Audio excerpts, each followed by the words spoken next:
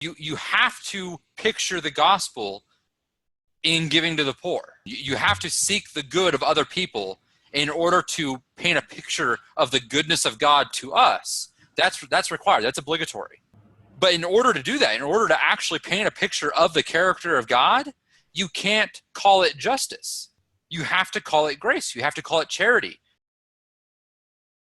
It seems like throughout the Bible, we were told to give to the poor. I mean, in the Old Testament, there was this interesting welfare system, where you didn't plow the outside edge of your land when you harvest your grain or whatever.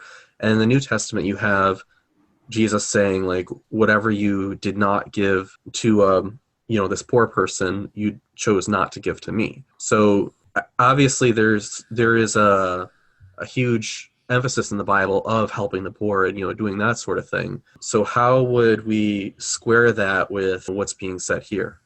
We agree with Keller and the other Christian advocates of so-called social justice that it's not optional for the Christian to help the poor. It's not optional.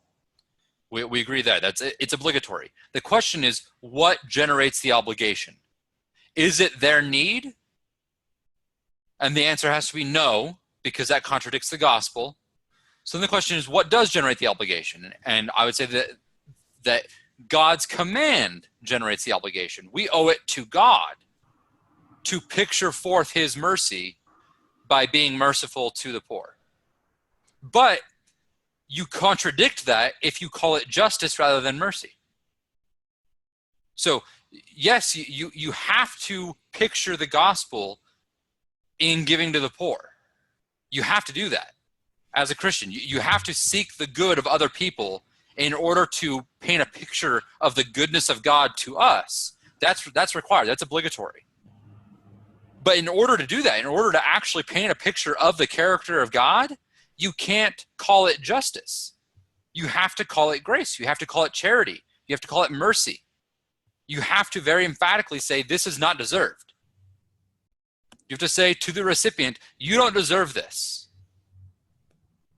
I'm giving it to you as an act of charity because I want your good, the same way that God gave his son to us as an act of grace for our good and ultimately for his glory.